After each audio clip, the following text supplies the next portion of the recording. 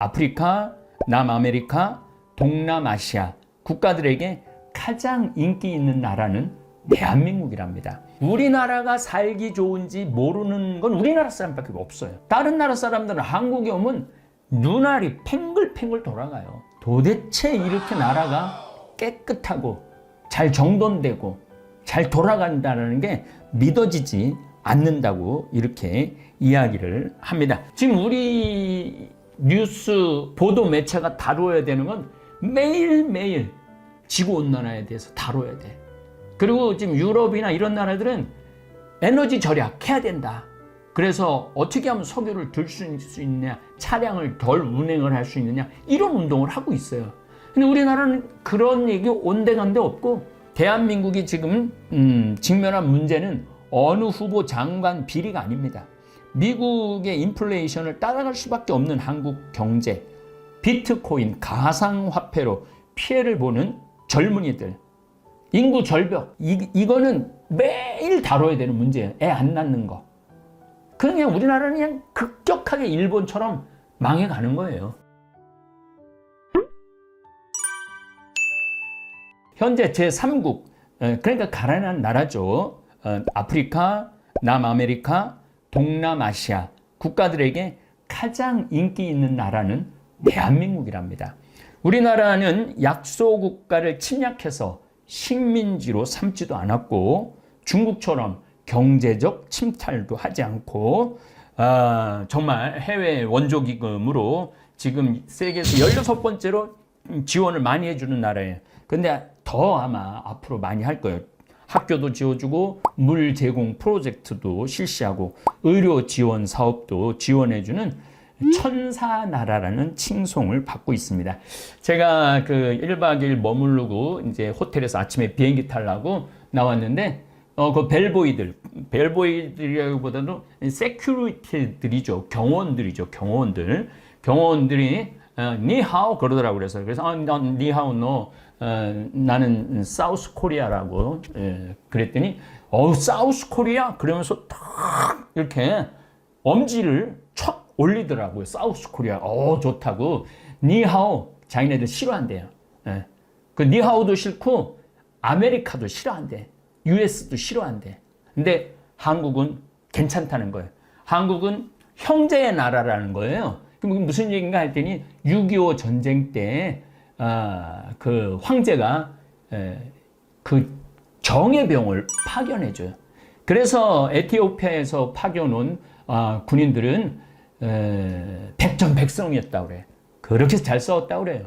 그때 다 15살, 20살 된, 그래서 그들을 추모하는 기념관도 가보고 사진도 보고 그랬는데 굉장히 많이 보냈더라고요.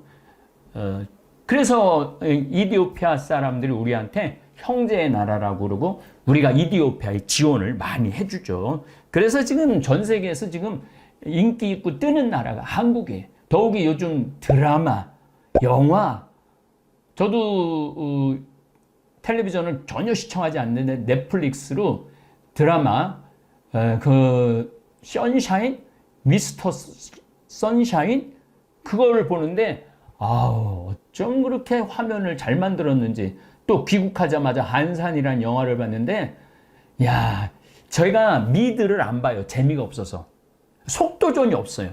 미국 드라마를 보면 저 애들 장난하는 거야 뭐야. 근데 우리들의 블루스도 다 이제 잠비아, 이디오피아, 미국 다니면서 우리들의 블루스도 다 봤고 하도 재밌다고 그래갖고 그것도 다 봤어요. 그리고 요즘은 이상한 변호사 우영우를 보고 있는데, 그 법률이라 참 굉장히 재미없을 것 같고 딱딱할 것 같은데 한 판례가 우리의 삶하고 많은 연관이 있더라고요. 더욱이 전 이기수 신부님 그 지체장애자 그 사연을 너무너무 잘 알고 있는 터라 더 애정을 갖고 요즘 아주 시청을 열렬히 하고 있습니다. 열렬히 하고 있는데 느낌은 그거예요. 어쩜 저렇게 샷을 잘 잡을까? 어쩜 저렇게 음악을 잘 섞을까? 우리나라 연기자들 어쩜 저렇게 연기를 잘할까? 놀라울 정도로. 그러니까 우리나라 드라마, 우리나라 음악에 지금 전 세계가 아주 매료되어 있죠. 그래서 사우스 코리아 그럼 다 이거예요. 어딜 가나 사우스 코리아 그럼 이거예요. 참 기분 좋은 그러한 40일간의 여행을 했습니다. 70년 전 6.25 전쟁 때 국민들 대부분이 신발 없이 맨발로 다니고 길거리에는 우리나라도 거지가 흘러넘쳤어요. 1950년에는. 신발이 어디 있어요, 신발이. 저도 어렸을 때 제 기억으로는 뭐 어머니가 검정고무신 사주셨다 그러는데 집신, 아버지가 꽈준 집신 신고 다녔던 세대예요. 놀랍게도. 그러니까 뛰어놀 때는 되게 맨발로 뛰어놀았어요. 동네에서 뛰어놀 때는. 그러니까 신발 놔두고 맨발로 막 뛰어놀고 집에 들어갈 때 이제 신고 들어갈 정도였죠. 근데 그 에티오피아 수도인 아디스아바바 하루 여행을 했을 때 길거리의 반 이상이 거지예요, 거지. 가는 데마다 먹을 거 달라고 손 비비면서 먹을 거 달라고 돈 좀 달라고 돈 좀 달라고 배고프다고. 마치 우리 어렸을 때 미국 지프차가 지나가면 김미 초콜릿 그리고 지프차 따라다녔던 시절이 떠오릅니다. 그래도 저는 자존심이 있어서 그런지 미군 지프차 지나가도 한 번도 따라가면서 김미 초콜릿이라는 말은 저는 한 적은 없어요. 애들이 근데 막 바글바글 따라다녔던 그 기억이 났습니다. 그리고 너무 불쌍해요. 그래갖고 호텔에서 빵 5개를 내 가방에다 집어넣고 정말로 빵을 직접 주는 게 제일 나아요. 돈을 좀 뺏기니까. 그래갖고 빵을 5개를 나눠줬던 기억도 납니다. 먹는 게 없으니까 뼈골이 앙상하죠. 거의 저도 뼈골이 앙상하잖아요. 굶주림에 시달리는 국민들이 길거리에 흘러 넘쳤습니다. 미국에 가면 내가 미국을 가면 갈수록 한국 참 살기 좋은 나라다 감탄을 합니다. 대한민국이 이제 국가기반시설이나 국민 수준이 미국과 견주어도 하나도 어색하지 않는 내 나라 대한민국 생각하면 가슴이 벅차오릅니다. 전 요즘 다볼사이버 교우들하고 만날 기회가 몇 번 있었어요. 6월 6일 날 다볼사이버 성당 설립 1주년 미사 때 그 교우들의 행동 하나하나 말 하나하나 또 나를 찾아오는 초등학생들도 얼마나 예의가 바르고 아이들이 자신감이 있는지. 또 8월 19일 최양업 신부님 성지순례 시작을 했습니다. 18분의 교우하고 청전동, 서부동 우리 교우들하고 40분이 순례를 했는데 대화를 들어보면요 수준이 정말로 높아요. 뭐 수준이 높은 거가 제 영향도 좀 있는 것 같아요. 제 강의를 달달달달 외우더라고요. 쓴 것만 내 돈이야. 내 인생의 주인공은 나야. 나한테 선물을 나한테 해줘야 돼. 남한테 기대면 안 돼. 이런 말이 아주 자연스럽게 이렇게 나오는 걸 보면서 저 역시 좀 내가 한 30년 동안 그렇게 강의 다닌 보람이 좀 있구나. 그런 생각을 합니다. 대한민국 생각하면 자랑스러운 일이 한두 가지가 아니죠. 잘 발달된 도로망. 제가 어렸을 때가 뭐예요? 어렸을 때도 뭐 마찬가지지만 경부고속도로 다닐 때 또 평택 비전동 본당신부 27년 전에 본당신부 다녔을 때 4차선이었어요. 근데 이제 10차선으로 늘어났어요. 27년 만에. 그런 걸 보면서도 가슴이 뿌듯하죠. 철도망, 이 KTX 고속철 타보면은 이게 가는 건지 오는 건지도 모를 정도로 부드럽게 운행이 되고 아주 빨리 우리를 목적지에 데려다 주죠. 심지어 공항 운행도 잘 발달되어 있어 갖고 제가 제주도 갈 때 아침에 한 10시 비행기 타면은 11시에 도착합니다. 그럼 뭐 하루 종일 일 보고 그날 또 올라올 수 있어요. 그래서 많은 분들이 제주도 분들이 아침에 비행기를 타서 오전에 명동에 와서 실컷 쇼핑하고 친구들하고 수다 떨다가 4시쯤 비행기로 제주도로 돌아가는 시스템까지 갖추어져 있습니다. 고속열차도 잘 연결이 돼 있어 갖고 강릉 성당, 제가 한번 강릉 강의를 갔는데 노인대학을 갔더니 우리 신부님 다음 주에 명동 갔다 온다고. 어떻게 명동을 하루 만에 갔다, 신부님 모르는 소리 하지 말라고. KTX 강릉 거기 딱 타면은 1시간 반인가 50분 걸린대요. 뭐, 청량리나 서울역. 그래갖고 그 서울역에서 내리면 명동은 금방이라는 거예요. 그 명동에 갖고 성당 갖고 미사 참여하고 점심 또 그 먹자골에서 점심 먹고 또 눈 쇼핑, 아이 쇼핑하고 그리고 4시쯤 기차 타고 들어와서 저녁 먹으면 된다는 거예요. 그리고 강릉에 카페 커피 거리가 있는데 거기서 커피 한 잔 착 마시고 들어간다고. 야, 이게 상상할 수 없는 일들이 우리 주위에 벌어지고 있어요. 우리나라가 살기 좋은지 모르는 건 우리나라 사람밖에 없어요. 다른 나라 사람들은 한국에 오면 눈알이 팽글팽글 돌아가요. 도대체 이렇게 나라가 깨끗하고 잘 정돈되고 잘 돌아간다는 게 믿어지지 않는다고 이렇게 이야기를 합니다. 뉴욕, LA에서는 상상도 할 수 없는 교통 시스템이죠. 그 최양욱 신부님 성지순례 갔다 왔는데 우리 차에 탄 분들이 그러니 다 70이 넘은 분들이에요. 근데 그러더라고요. 택시를 타고 어떻게 와갖고 저 지하철 몇 번 선을 빠져갖고 거기서 택시를 타고 오는 걸 다 인터넷으로 검색을 해갖고 정확하게 7시 55분 이렇게 도착을 다 하더라고요.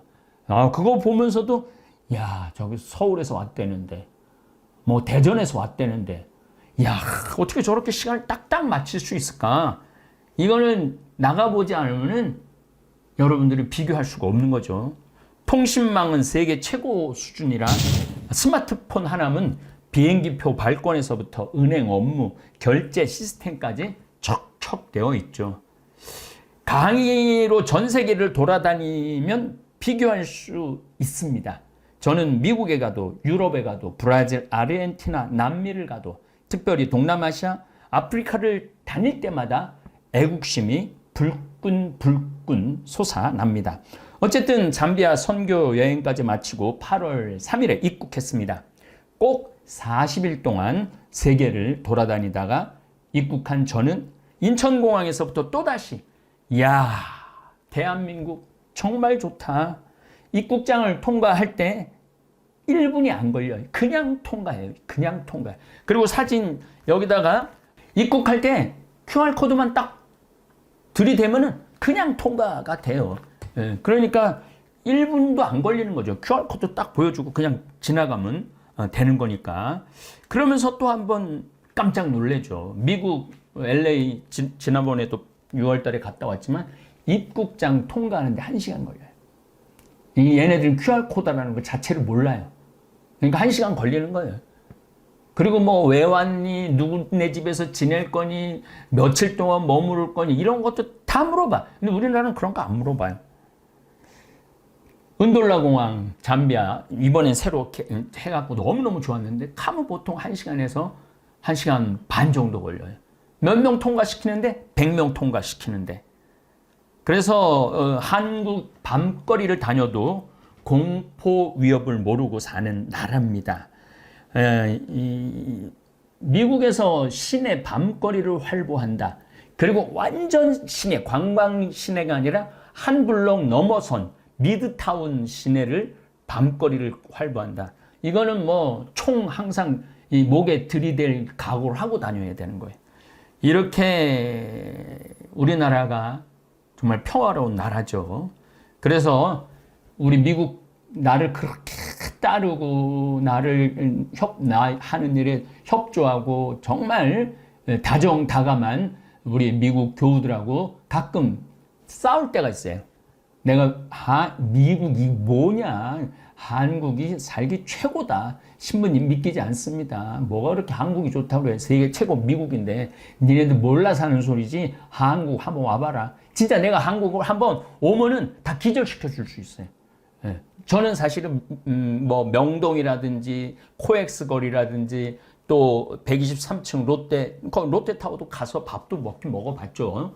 그런데 잘 몰라요. 저도 잘 모르는데 그 친구들이 오면은 내가 기절시켜 줄 수 있어요. 그래서 내가 계속 오라고 그러는 거예요. 기절시켜 주려고. 대한민국의 그 아름다움, 잘 갖춰준 시스템.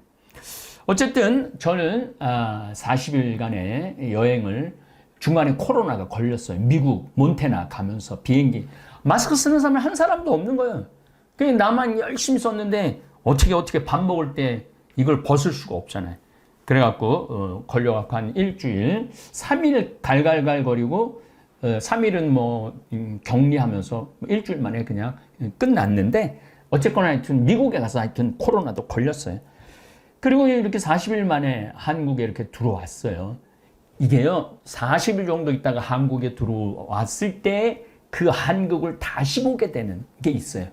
저는 1년 6개월 동안 텔레비전 시청을 안 했습니다. 더욱이 뉴스 시청은 더더욱 안 했습니다. 그래서 1년 6개월 왜 안 했는지 여러분들 알 거예요. 대통령 선거를 10개월 했잖아요. 그때부터 안 한 거예요. 지금까지.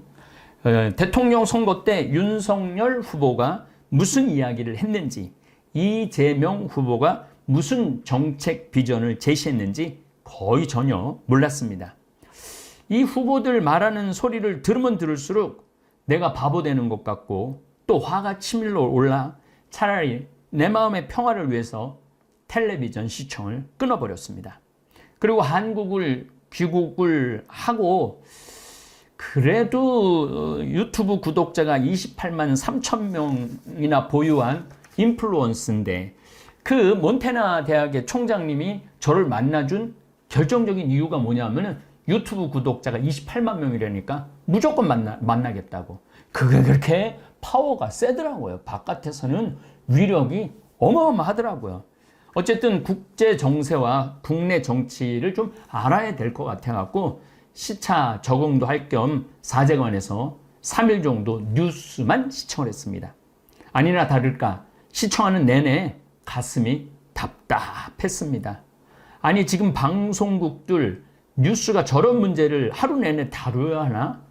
지금 세계가 어떻게 돌아가고 있는데 저 모양 저 꼴로 온 나라가 신경을 곤두세워야 하나?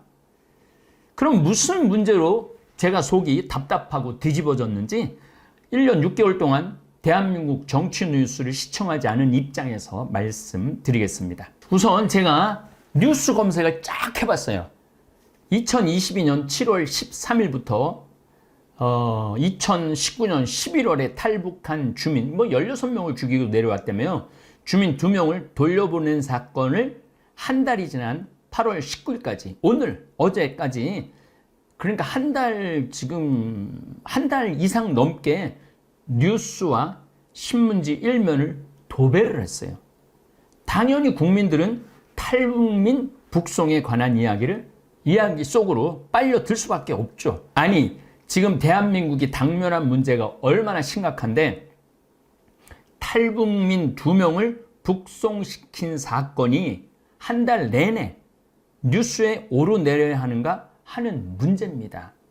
지금 대한민국가 당면한 가장 심각한 문제는 지구온난화와 그에 따른 피해 상황입니다. 여러분들 올 여름에 홍수 때문에 몇 명이 죽었는 줄 아세요? 17명이 죽었어요. 우리나라 국민이 17명이. 그 17명이 더 중요해요? 북송시킨 2사람이 더 중요해요? 나는 17명이 훨씬 중요하다고 생각해요. 그래서 왜 이렇게 홍수가 나고 지금도 파리가 지하철이 난리가 나고 데스밸리라고 LA에 있는 그 모하비 사막이 있는데 비가 와갖고 홍수가 나고 전 세계가 빙하가 잠실체육관 200개인가 300개짜리 빙하가 3일 만에 녹고 스페인하고 포르투갈은 산불이 나고 서유럽도 작년에는 독일 같은 경우 3일에 2m가 왔어요. 비가 2m, 3일에 2m면 여기 천정 있는 데까지 비가 온 거예요. 3일에 그 지역에. 그래갖고 수천 명이 죽었잖아요. 지금 우리 뉴스 보도 매체가 다뤄야 되는 건 매일매일 지구온난화에 대해서 다뤄야 돼. 그리고 지금 유럽이나 이런 나라들은 에너지 절약해야 된다. 그래서 어떻게 하면 석유를 들 수 있느냐, 차량을 덜 운행을 할 수 있느냐, 이런 운동을 하고 있어요. 근데 우리나라는 그런 얘기 온데간데 없고 그냥 탈북 주민 북송시킨 얘기로 청와대를 뒤집고 서로 발표를 하고 그런 모습을 보면서 뭐가 중요한디, 시방, 중요한 것들을 정치인들이 길을 잃어버리고 있는 것 같아요. 2030년, 이제 7년 남았습니다. 지구 종말의 끝을 볼 것이라고 제가 작년부터 강의를 했습니다. 올해는 이제 완전히 이제 제가 이제 귀국을 했으니까 더 많이 얘기할 거예요. 얼마나 지구가 지금 뭐 1초에 원자탄 5개, 히로시마에 떠진 게 5개인가 30개가 터지는 그런 열량을 지금 내고 있다는 거예요. 그냥 1초에. 그러니까 수도 없는 원자폭탄이 지금 우리 주위에서 터지고 있는 거예요, 지금. 그러게 매일 다뤄져야 되는 문제지. 북송 주민 2명, 그것도 3년 전, 2019년 11월 17일인가 7일 날 한 거를 지금 뒤집어 내갖고 온 나라를 국민들 관심을 거기다 집중시키니 얼마나 지금 한심한 정치 형태를 보이는지 모르겠습니다. 인류 역사를 10,000년이라고 본다면 뭐 길게는 100만 년이라도 볼 수 있지만 10,000년으로 본다고 쳐도 종말식의 지침은 1초 내지 2초밖에 남아있지 않습니다. 정말 우리가 정말 위험한 상황에 와 있어요. 지금 텔레비전 뉴스에서 지구온난화에 대해 매일 매순간 붕괴 현상을 보여주고 전문가들이 나와서 강의를 하고 국민들은 어떤 대피를 해야 하는지 뉴스, 인터넷, 신문지상에 올라와야 합니다. 그런데 그런 것들이 먼저 올라오지 않고 엉뚱한 문제들이 먼저 올라와요. 그 개인 이번엔 저 장관이 누가 됐는지 후보가 누군지 어떻게 임명됐는지 하나도 몰라요. 알아야 될 필요가 없는 게 새 정부가 꾸며졌으면 사람을 골라야 되잖아요. 사람을 고르면 어떻게 완벽한 사람을 고를 수가 있어요.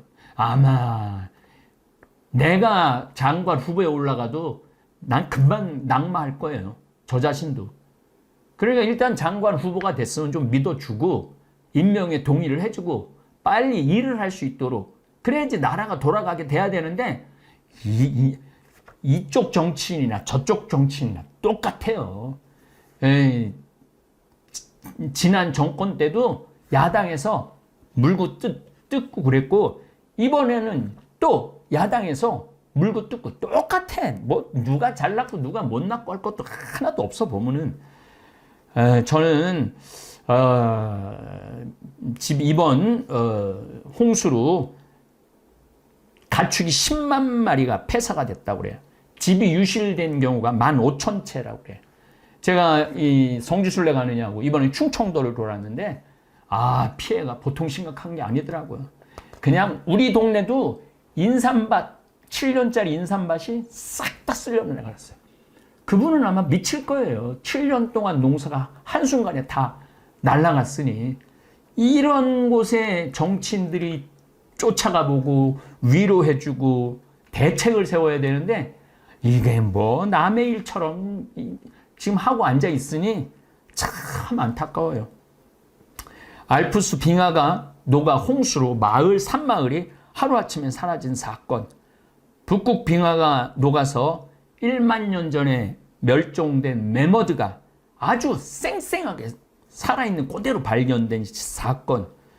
이런 것들이 우리나라 국민들이 아주 전문가로 머리에 박혀 있어야 돼. 그리고 그런 뉴스나 보도나 또 시사에 관련된 분들은 물론 다루긴 다루고 있지만은 그 메인을 장식하는 내용은 그게 있지 않고 엉뚱한 내용들이 많이 올라가 있다. 이런 이야기를 하는 겁니다. 우리나라가 또 당면한 문제는 우크라이나와 러시아 전쟁입니다. 처음에는 6개월 전에는 관심이 있다가 이제는 아예 거의 보도조차 하지 않는 상황입니다. 우크라이나와 러시아 전쟁으로 에너지 전쟁이 동시에 일어나고 있습니다. 1배럴, 한 156리터 정도 되죠. 드럼통이라고 그러지 옛날에. 그걸 1배럴이라고 그러는데 석유가 60에서 80달러 정도 안정되게 지속되다가 전쟁이 일어나고 난 뒤 130달러까지 치솟았습니다. 그래서 우리도 1리터에 2,000, 제가 40일 전에 나갈 때 2,100원까지 보고 나갔거든요. 근데 지금 1,700원으로 떨어졌어요, 많이. 그래도 이 계속 왔다 갔다 할 거라는 거예요. 130달러, 110달러, 심하게는 140달러까지 올라간다는 거예요. 그러니까 우리나라가 수출을 잘하고 있음에도 불구하고 5개월째 무역 적자를 보고 있습니다. 수출 주도 국가인 대한민국의 최고 빨간불이에요, 지금. 8월 1일부터 10일까지만 해도 77억 달러 무역 적자를 보이고 있어요. 물건을 그렇게 잘 팔고 있는데도 무역 적자를 보이고 있는 거죠. 그렇다면 정치 지도자들이 온 신경 쓸 일은 에너지 절약이에요. 석유 에너지에서 신재생 에너지 개발에 온 나라가 힘을 모아야 되고, 그런 운동이 각 단체에서, 이번에 저도 아프리카 가고 신학교 또 선교센터 전부 다 태양광으로 다 바꿨어요. 샌 버나디노도 태양광으로 다 갈 거예요. 그리고 문경도 태양광으로 많이 갈 거예요. 그래서 태양광으로 거의 많이 바꿀 거예요. 이제 탄소 중립 이거 2030년 지나고 나면은 경제 자체도 완전히 바뀔 거예요. 세상은 완전히 바뀌고 있는 거죠. 여기서 한 가지 우리가 알지 못하는 덫이 있는데, 신문 지상에서 노출되는 제목에 따라 국민들은 이리 흔들리고 저리 흔들릴 수 있습니다. 네이버나 다음 헤드라인 뉴스, 또 이 유튜브를 보면은 신문을 계속 넘겨주면서 신문의 헤드라인을 설명을 해주죠. 이런 뉴스들을 보면은 국민들은 그쪽으로 관심이 갈 수밖에 없어요. 그래서 TV 시청을 안 하는 게 오히려 현명하게 사는, 바보같이 안 살고 현명하게 사는 거죠. 오늘 헤드라인 뉴스를 한번 뽑아봤습니다. 다음에서 뽑아봤습니다. 선거법 위반 혐의 박형준 부시장 1심 무죄. 김기춘 세월호 보고 답변 조작. 4년 만에 뒤집혀. 36세 영총리 광란의 섹시춤. 가처분 폭탄 던진 이준석의 여 부글부글. 너 죽고 나 죽자식. 경찰학교 졸업식 윤 김건희 여사 흉장 달아주고 엄지척. 역풍 맞은 젤렌스키 국민 이탈 경제 손실 탓 러침곡 미리 안 알려. 정의 개발자만 곤란했다 현대차가 꾸리는 조직의 정체. 하와이 유튜브 찍다 칼 들고 협박 정창욱 셰프. 양쯔강까지 말라버린 중 올해 첫 국가 가문 경보. 이거 아주 중요한 문제죠, 이런 것들은. 근데 우리가 이걸 헤드라인 뉴스를 장식할 만한 내용, 굳이 무슨 유튜브가 칼 찔른 걸 이런 데 올려놓을 필요가 있는가? 저는 그런 생각해요. 침 놓고 안마 잘하고 머리 좋은 은여들 양반들에게 첩. 이렇게까지 할 필요가 있나? 그런 거예요. 람보르기니 100만 원에 가져가실 분 황당한 실제 차주는. 정경심 허리디스크 증세 호소 조국 부부 재판 일찍 종료. 참, 이 문제도 제가 나중에 한번 다룰 문제인데, 이 한 가족의 어떤 비리, 한 가족의 어떤 잘못, 이게 온 국민이 지금 몇 년째 시달리고 있는 거예요, 지금. 2년, 3년째 시달리고 있는 거 아니에요? 저는 이런 게 이해가 안 가요. 지금 우리가 앞에 문제를 다뤄야 되는데, 옛날 문제만 다 다루고 있잖아요. 당진 A대학 성폭행 태권도 코치 학교에서 정식 채용한 적 없다. 이런 내용이 헤드라인 뉴스예요. 저는 지구온난화 문제 다뤄야 되고, 우크라이나 전쟁 다뤄야 되고, 미국 인플레. 그래서 어쨌든 대한민국이 지금 직면한 문제는 어느 후보 장관 비리가 아닙니다. 미국의 인플레이션을 따라갈 수밖에 없는 한국 경제, 비트코인, 가상화폐로 피해를 보는 젊은이들, 인구 절벽, 이거는 매일 다뤄야 되는 문제예요. 애 안 낳는 거. 그냥 우리나라는 그냥 급격하게 일본처럼 망해가는 거예요. 그래서 제가 평화방송하고 얘기할 때 첫 애 낳으면 한 달에 200만 원씩 줘야 된다. 둘째 애가 낳으면 걔는 300만 원 줘야 된다. 셋째 애가 낳으면 400만 원 줘야 된다. 그렇게 아주 간절하게 얘기를 했건만 관심이 없어요. 뉴스를 보면은 그 인구 절벽에 대한 보도를 찾아보기가 힘들어요. 그게 가장 심각한 문제인데도 그러니까 국민들이 마음이 지금 어디로 돌아가고 있는지 모르는 거야. 국민들 마음이. 뭐가 중요한데. 뭐가 중요한지를 알아내는 게 지도자죠. 그래서 정말 첫째 우리는 지금 하고 있어요. 우리 다볼사이버 성당은 많이는 못하지만 우리 국가가 아니니까 30만 원씩 지원해주고 있어요. 지금 요새 신청자가 많아요. 내년에는 50만 원으로 올릴 생각이에요. 나라도 해야지. 우리 다볼사이버 교우라도 해야지. 고령화, 풀어야 할 숙제 중에 하나가 또 고령화죠. 그리고 이제 제가 이제 열심히 추진하고 내년에는 뭐 어마어마하게 크게 추진할 거 땅 농약으로 죽어가는 땅 살리는 운동. 땅이 살아나야지 사람도 살아나거든요. 그런데 국가 경영이 벼랑 끝에 와 있는데 그 끝에서 서로를 끌어주기는커녕 벼랑으로 밀어내는 모습만 보이니 답답한 거예요. 지금 우리가 이 벼랑 끝에 와 있거든요. 우리나라가 최고의 인기를 누리는 동시 벼랑 끝으로 와 있는 거예요. 임진왜란 때 그렇게 허술했던 조선군이 이순신 장군의 해군력, 특히 거북선으로 일본을 본토로 노량해전에서 밀어내는 저력을 보여줬습니다. 그때까지 나라를 우리는 제대로 뺏긴 적이 없어요.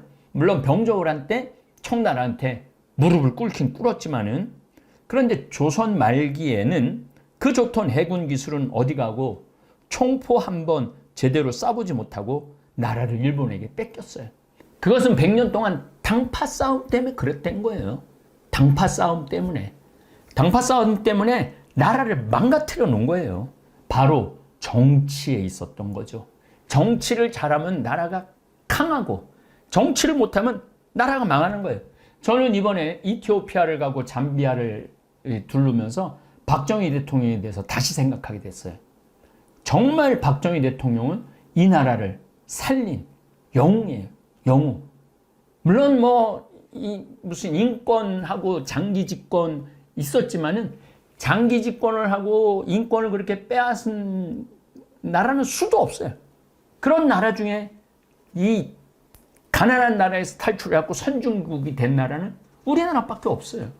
그 밑거름은 누가 뭐라 그래도 박정희 대통령이라는 생각이 들어요.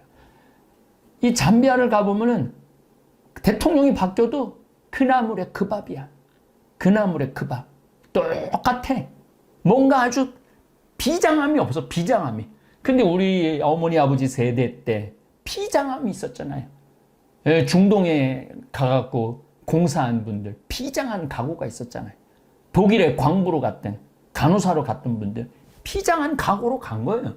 그리고 미국에 힘들게 유학 갔다 온 그 교수들이 이 나라 한번 살려보겠다고 정말 온 국민이 비장하게 그동안 한 50년을 끌어와갖고 여기까지 올려놓은 거야. 말하면은. 그런데 지금 요 정치인들이 이 말아먹고 있는 거예요. 말아먹고 있는 거예요. 그래서 결국은 우리가 이거 지켜나가야 된다고 생각합니다. 정치인들 욕하기 전 우리 다볼사이버 성당 교우들이 똘똘 뭉치면 영향을 미칠 수 있다고 생각합니다. 이제 곧 30만이 될 텐데 30만이 먹방을 보는 것도 아니고 30만이 무슨 집 이런 걸 보는 것도 아니고 우리 현안 문제 이제 한국의 이해를 곧 시작할 텐데 이게 이제 한국의 이해 이제 시작하는 이제 준비 운동이에요. 저도 이제 귀국을 했으니 저 역시 지구가 겪는 수많은 문제 그리고 대한민국이 지금 겪는 문제를 좀 언급을 해야 되겠어요. 어차피 한국의 이해를 강의를 하려고 마음을 먹고 있으니까 그 준비도 어느 정도 끝났으니까 앞으로 우리 다볼 교우들하고 답답한 내 속을 좀 이야기를 나누고 우리 교우들하고 공감대를 형성해 보고 싶습니다. 다음에 또 이 답답한 문제 이런 현상에 대해서 또 이야기를 나누도록 하겠습니다. 예, 감사합니다. 오늘 강의 잘 들으셨나요? 현재 우리 대한민국이 직면한 문제로 신부님께서 크게 4가지를 말씀하셨습니다. 하나, 현재 한국 경제는 글로벌 불확실성과 내수 부진으로 어려움을 겪고 있습니다. 수출 의존도가 높은 경제 구조는 세계 경기 침체와 무역 갈등에 민감하고 청년 실업률과 소득 양극화가 사회적 문제로 대두되고 있습니다. 경제 성장률 둔화와 함께 물가 상승도 가계 부담을 가중시키고 있습니다. 둘, 최근 한국에서 암호화폐, 특히 비트코인에 대한 관심이 높아지고 있는데요. 이는 고위험 고수익 투자처로 주목받고 있습니다. 하지만 비트코인의 가격 변동성이 크고 규제가 아직 확립되지 않아 투자자 보호에 대한 우려가 있습니다. 특히 일부 투자자들은 대규모 손실을 경험하고 있어 주의가 필요합니다. 셋, 한국의 저출산 문제는 인구 절벽으로 이어져 경제 전반에 큰 영향을 미치고 있습니다. 출산율이 매우 낮아지면서 향후 노동 인구가 급격히 감소할 것으로 예상되며 이는 경제 성장 둔화와 함께 사회적 비용 부담을 증가시킬 가능성이 큽니다. 넷, 한국은 세계에서 가장 빠르게 고령화되고 있는 국가 중 하나입니다. 고령화로 인해 연금, 건강보험 등 사회복지 시스템에 큰 부담이 가중되고 있으며 노인 빈곤 문제도 심각해지고 있습니다. 생산 가능 인구 감소와 고령 인구 증가로 인해 경제 활력이 저하될 수 있습니다. 이러한 문제는 한국의 미래에 중대한 영향을 미칠 수 있으니 지속적인 관심과 해결 방안이 필요합니다. 하늘에 계신 우리 아버지, 아버지의 이름이 거룩히 빛나시며 아버지의 나라가 오시며 아버지의 뜻이 하늘에서와 같이 땅에서도 이루어지소서. 오늘 저희에게 일용할 양식을 주시고 저희에게 잘못한 일을 저희가 용서하오니 저희 죄를 용서하시고 저희를 유혹에 빠지지 않게 하시고 악에서 구하소서. 아멘.